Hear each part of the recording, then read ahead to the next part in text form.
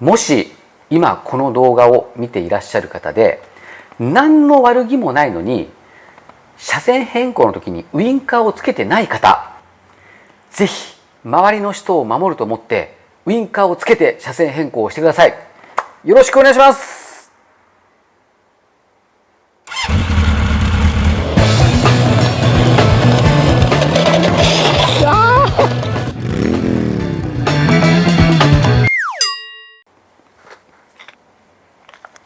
ということで、マサチャンネルをご覧の皆様、こんにちは。マサチャンネルのマサです。皆様お元気でお過ごしでしょうか。今日はですね、なんとですね、緊急で動画を回しております。なぜですね、緊急で動画を回しているかと言いますと、家族旅行に行ったんですよ。それでね、子供もちょっともう中学高校になって大きくなったので、遊ぶところではなくてですね、ちょっと歴史的なものを見せたいなと思って僕がチョイスしたところがですね、黒部ダムです。で、僕は2回目なんですけど、実はですね、1回目もうすごい霧ってて、雨もすごくて、あんまりよく見れなかったんですよね。で、今回はですね、もうめちゃめちゃいい天気に恵まれて、そしてですね、大工事難工事ですね。で、命を落とされた方へですね、手を合わせ、そしてですね、黒部ダムの観光放水っていうんですけど、すごい放水、それからもう100メートルを超えるですね、とんでもない巨大なダムにですね、感動してですね、それでね、帰ってまいりました。それでですね、私は埼玉県に住んでるんですけども、今回ですね、かなり長い距離を久々に車でですね、高速道路を走りました。それでですね、いやーね、本当にびっくりしたことがあって、バイクちょっと最近あんまりロンツ行ってないもんで、高速にねあんま乗ってないんですよ。それでですね、久々に高速道路長い時間乗ったんですけども、ウインカーをつけないで車線変更される方、めちゃめちゃ多いです。しかもですね、昔から多分そういう人もいると思うんですよ。で、今またウインカーつけないで車線変更してるなってちょっと思っちゃってるから、思っちゃってる時ってそういうのって目立つじゃないですか。だからすごく気になるっていうこともあって、たくさんいっぱいなって思っているっていうのもありますよ、確かに。だけど実質そのウインカーをつけないで車線変更する方がですねの質がちょっと違う気がしてます。っていうのは、昔はね、わかると思いますけど、ちょっと学生の時に悪い人って悪い格好をしてたじゃないですか。ね、こんな短い学ラン着たりとか、長い学ラン着たりとか、こんな太いズボンを履いたりとか、リーゼントしたりとか、女性の方だったら長いスカートを履いたりとか、カバン潰したりとか、くるくるパーマかけたりとか、そういうことですよね。そういうふうに私は悪いんですよっていうか、そういうファッションが好きな方も中にはいらっしゃったでしょうけども、私は悪いですよ、悪いことしてますよみたいなことをですねアピールしてたじゃないですか。それと同じように、昔車線変更するときにウインカーつけない方って暴走してる人、乱暴な運転する人、そういう方が中心だったと思うんですよ。ただ最近思うのは、そういった方も含めてですよ。そういった方ももちろん今もね、ウインカーつけないで車線変更する人もいると思いますけど、ではなくて、ごく普通のドライバー様がウインカーをつけないことが多いんじゃないかなと思うんですね。で、なぜ思ったかっていうとですね、うすうすね、一般道でもそういう方たくさんいるんで、全然ウインカーつけてビュッて車線変更して横とか見たりとかすると、どういうやつやってんのかなと思って興味あるんですよね。どういうやつがウインカーつけてるのかなと思って、こうやって見ると普通なんですよ。普通っていうとちょっとおかしいですかね。その悪いことをしている感覚がない方がされてるんですね。多分昔ウインカーつけないで車線変更されてる方って、俺は悪いことしてるっていう自覚があったと思うんですよ。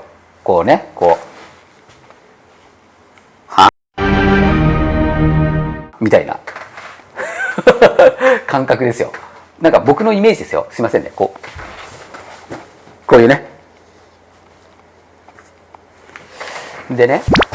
僕は悪いことしてますっていう自覚が絶対あるはずなんですよ、そういう人には。だけど昨今ウインカーをつけないで車線変更されてる方を見てると普通なんですよ。別に飛ばしてるわけでもないんですよ。100キロのところね、90キロで走ってたりとかしてスーッとかって全くウインカーつけないでスーッて行ってこうやって見るとみたいな感じなんですよ。家族連れだったりとかパパだったりとかするんですよ。家族乗っけてる。だから悪いと思ってないんじゃないかなということで、僕は冒頭でもし悪気がなくてウインカーをつけないで車線変更されている方、他人を守ると思ってウインカーをつけてくださいっていうふうにお伝えしたんですが、多分ね悪いと思ってないと思うんですけど、バイカーの立場なんで言わせてもらうとめちゃくちゃ危険です。そして怖いです。でほとんどの人、一部だと思うんですよ、ウインカーつけないで車線変更してる方一部だと思うんですけど、ほとんどのドライバーの方に「はこいつ何やってんの?」って思われてます。なので必ずねウインカーつけてほしいんですよ。多分なんですけどウインカーつけないで車線変更されてる方ってなんか迷惑かけてんのみたいな感じなんじゃないかなと思うんですよね。悪いことしてるっていう感覚よりもなんか迷惑かけてんの、俺がウインカーつけないですって言ってなんか迷惑かけてんの、後ろもすげえ車間空いてんじゃんって思ってると思うんですよ。だけどそれって赤信号だから止まってくださいとか一時停止止まってくださいとかそういうことを、夜で誰もいないから関係ねえやと思ってスッて行ってみたりとか